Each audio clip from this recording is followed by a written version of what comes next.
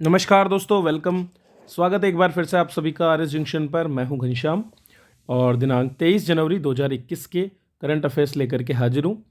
तो आरएस और अन्य महत्वपूर्ण आरपीएससी की प्रतियोगी परीक्षाओं की यदि आप तैयारी कर रहे हैं तो बिल्कुल सही प्लेटफॉर्म पर हैं, क्योंकि यहां पर संक्षिप्त, सार गर्भित और उचित मात्रा में आपको जो है करंट अफेयर्स दिए जाते हैं, जो कि आपके सिलेबस को भी साथ साथ कवर करते हैं।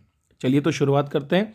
इसके अलावा जिन छात्रों ने 2020 में हमारे करंट अफेयर्स नहीं देखे या देखे हैं और उनको एक जगह कंपाइल्ड चाहते हैं, तो गुलदस्ता करंट अफेयर्स बुक जो है हमारी गुलदस्ता के नाम से हमारी एप्लीकेशन पर अवेलेबल है। और हमारी एप्लीकेशन जो है उसका नाम है आरएस जंक्शन, जो प्ले स्टोर पर अवेलेबल है। तो इस गुलदस्ता को आप जरूर डाउनलोड कर लें।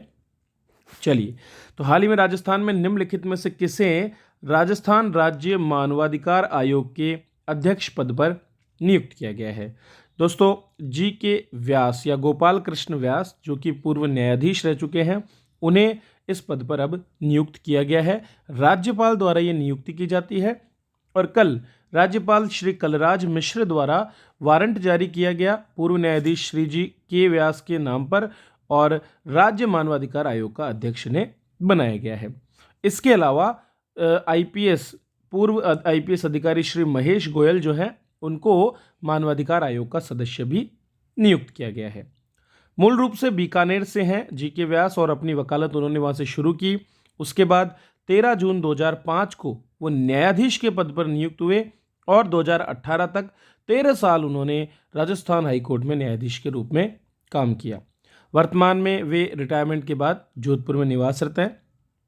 मानवाधिकार आयोग के पूर्व अध्यक्ष जस्टिस प्रकाश टाटिया थे, जिन्होंने नवंबर 2019 में अपना त्यागपत्र दिया था और उसके बाद में आयोग के ही सदस्य जस्टिस महेश चंद्र शर्मा को दिसंबर 2019 में कार्यवाहक अध्यक्ष के रूप में नियुक्त किया गया था। दोस्तों, जो आयोग है उसका कोरम अब पूरा हो गया है, क्योंकि अब एक अध्यक्ष और 2 सदस्य इसमें हो गए हैं। एक सदस्य के रूप में महेश गोयल की नियुक्ति हुई है, जबकि पहले से महेश चंद्र शर्मा यहाँ पर नियुक्त हैं। राजस्थान की राज्य सरकार ने दिनांक 18 जनवरी 1999 को अधिसूचना जारी करके और राजस्थान राज्य मानवाधिकार आयोग का गठन किया था। यह गठन मानव अधिकार संरक्षण अधिनियम 1993 के प्रावधानों के अधीन हुआ है। एक पूर्णकालिक अध्यक्ष और 4 सदस्य उस समय हुआ करते थे और मार्च 2000 में आयोग को क्रियाशील कर दिया गया था। मानव अधिकार संरक्षण अधिनियम 2006 के अनुसार राज्य मानव अधिकार आयोग में एक अध्यक्ष और 2 सदस्य का प्रावधान किया गया है और इसीलिए अब यह संख्या बदल करके एक अध्यक्ष और 2 सदस्य हो गई है। पहले 4 सदस्य होते थे, अब 2 सदस्य होते हैं। तो आरएस परीक्षा में 2018 में यह प्रश्न भी पूछा गया था। तो ऐसे प्रश्न कई बार पूछे जाते हैं, इसलिए हमेशा ये तैयार रहे, इसका आपको ध्यान रखना है। तो रेगुलर करंट अफेयर्स देखना बहुत जरूरी है, क्योंकि केवल करंट नहीं, उससे जुड़ी अन्य खबरें भी मैं बताता हूं। राजस्थान में veterinary university training and research centre अर्थात VUTRC को अब किस नाम से जाना जाएगा? तो दोस्तों, वेटरनरी जो ट्रेनिंग सेंटर्स हैं उनको अब पशु विज्ञान केंद्र नाम दिया गया है, ताकि ये सरलतम हो और लोगों को आसानी से समझ में भी आए। तो राजस्थान में पशुपालकों को वैज्ञानिक ढंग से पशु पालने का प्रशिक्षण देने का काम ये ट्रेनिंग सेंटर करते हैं और इन्हें अब पशु विज्ञान केंद्र के नाम से जाना जाएगा। तो पशु विज्ञान विश्वविद्यालय राजूवास बीकानेर के अंतर्गत जो केंद्र हमारे हैं, जैसे कि बाकलिया नागौर, सूरतगढ़ श्री गंगानगर, कुमेर भरतपुर, डूंगरपुर, टोंक, चूरू, बोजुंदा चित्तौड़गढ़ में, कोटा, सिरोही, धौलपुर, लूणकरणसर बीकानेर में, जोधपुर, झुंझुनू, जालोर और झालावाड़, ये अपने कुल केंद्र हैं जो वर्तमान में स्वीकृत हैं। तो इनकी संख्या भी आप देख सकते हैं, 1 2 3 4 5 6 7 8 9 10 11 12 13 14 और 15, टोटल 15 ये केंद्र हैं। इनके नाम अब पशु विज्ञान केंद्र रखे जाएंगे। चलिए, इन केंद्रों का मुख्य उद्देश्य जिला स्तर पर वैज्ञानिक प्रशिक्षण देना, सलाहकारी सेवाएं देना, जो नई तकनीकें पशुपालन के क्षेत्र में राज्य द्वारा विकसित की जाती है उनका हस्तांतरण करना और विभिन्न परिस्थितियों में पशु रोग निदान परामर्श सेवाएं प्रदान करना है। इस नामकरण से जो है केंद्र के व्यापक जो उद्देश्य उनका भी पता चलेगा और इसके साथ साथ लोकप्रियता भी लोगों के बीच में बढ़ेगी। राजस्थान के निम्नलिखित में से किस संस्थान में पीडी अकाउंट प्रणाली को हाल ही में लागू किया गया है? तो दोस्तों ये सभी संस्थान, चाहे वो स्वायत्त शासित संस्थाएं हो, चाहे वो पंचायती राज संस्थाएं हो, चाहे वो राजकीय संस्थाएं हो या राजकीय विभाग हो, सभी में अब पीडी अकाउंट अर्थात पब्लिक डिपॉजिट अकाउंट प्रणाली को लागू किया है। आइए जानते हैं ये क्या है। तो प्रदेश में आप सभी जानते हैं कि रेवेन्यूज़ नहीं है और विषम वित्तीय परिस्थितियां हैं, और उसी चीज़ को देखते हुए वित्तीय प्रबंधन के लिए राज्य के समस्त विभाग और राजकीय संस्थाओं के साथ साथ पंचायती राज संस्थाओं और स्वायत्त शासित संस्थाओं के भुगतान के लिए बैंक खातों के स्थान पर पीडी अकाउंट प्रणाली लागू किया गया है।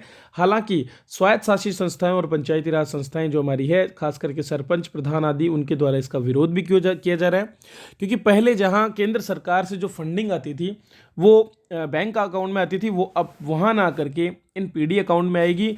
और चूंकि ये जो पीडी अकाउंट है ये किसके अधीन है, केंद्र राज्य सरकार के अधीन है, और वहां से 1 करोड़ से अधिक के खर्चों के लिए अनुमति लेना आवश्यक होता है। तो ऐसी परिस्थिति में अब जो है उनके अधिकारों का कमी होने की बात जो है उनके द्वारा कही जा रही है। पीडी अकाउंट प्रणाली को लागू करने की प्रक्रिया से संबंधित संस्थाओं को रोजमर्रा के खर्चों के लिए बैंक के माध्यम से ट्रांजैक्शन करने की अपेक्षा इनमें किसी प्रकार का कोई अंतर नहीं आएगा, ऐसा सरकार के द्वारा कहा गया है। पंचायती राज संस्थाओं द्वारा लागू की जाने वाली विभिन्न योजनाओं एवं इससे संबंधित भुगतान पूर्ववत संस्था प्रधान और सरपंच के माध्यम से ही होंगे, ये भी राज्य सरकार ने कहा है। हालांकि इसका विरोध किया जा रहा है। पब्लिक डिपॉजिट अकाउंट एक प्रकार का अकाउंट है जो सीधा राज्य सरकार की ट्रेजरी के नियंत्रण में होता है। हालांकि इसमें किसी तरह की ओवरड्राफ्ट की सुविधा नहीं होती, जबकि बैंक अकाउंटों में ओवरड्राफ्ट की सुविधा पंचायती संस्थाओं को मिलती है।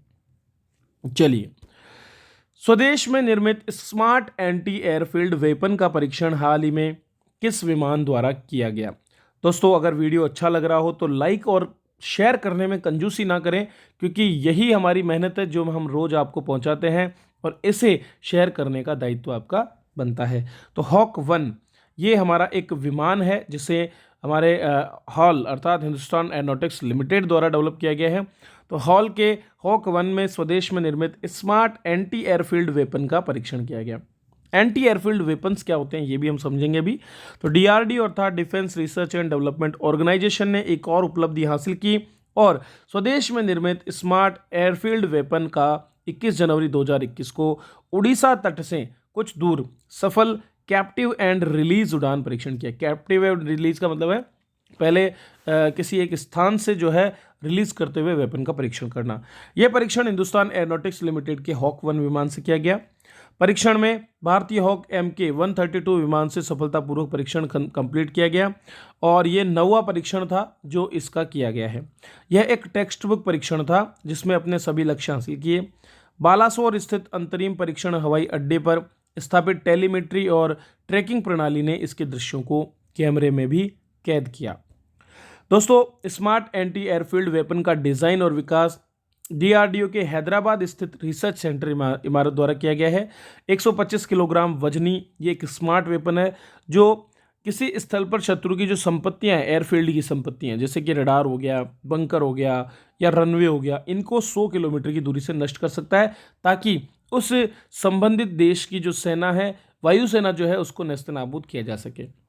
इसका उच्च सटीकता वाला गाइडेड बम भी है और वो जो है इसी श्रेणी के अन्य हथियार प्रणालियों की तुलना में कम वजन का है। इस हथियार का पहले भी जगुआर विमान से भी प्रायोगिक परीक्षण किया जा चुका है। पोखरण में भी इसका एक परीक्षण किया गया था।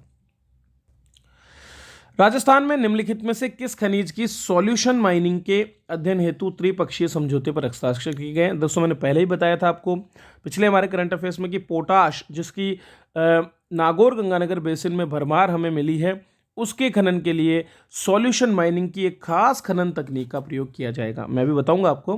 तो इसीलिए इसका व्यावहारिक अध्ययन किया जाना है कि क्या ऐसा पॉसिबल है।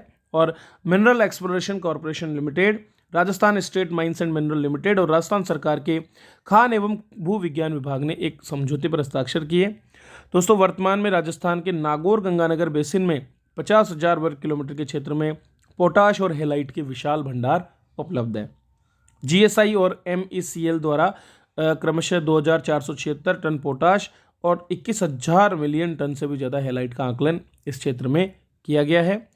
बेडेड नमक निर्माण, भूमिगत तेल भंडारण, हाइड्रोजन, अमोनिया और हीलियम गैस के भंडारण, संपीड़ित गैस और परमाणु कचरे के भंडारण में यह काफ़ी उपयोगी है।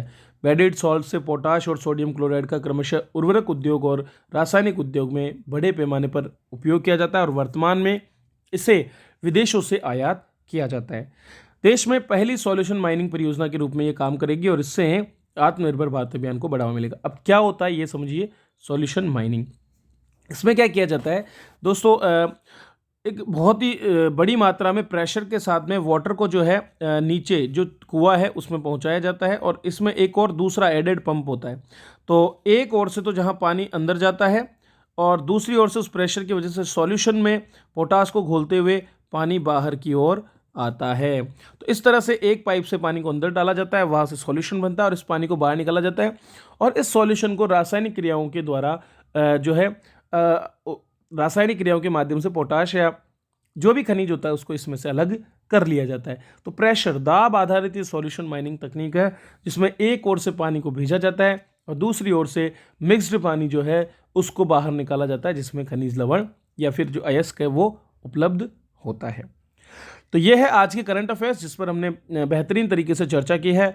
उम्मीद है दोस्तों आपको ये पसंद आएंगे, लेकिन ये मुझे तब पता चलेगा जब आप इन्हें लाइक और शेयर करेंगे। हमारे चैनल को अभी तक सब्सक्राइब नहीं किया तो जरूर कर लें और एक बार हमारा आरएस जंक्शन प्ले स्टोर पर जो एप्लीकेशन है उसे जरूर विजिट करें, जो कि आपके लिए काफ़ी उपयोगी है। चलिए इसी के साथ मैं आपसे विदा लेता हूँ। वीडियो देखने के लिए आप सभी का बहुत बहुत धन्यवाद।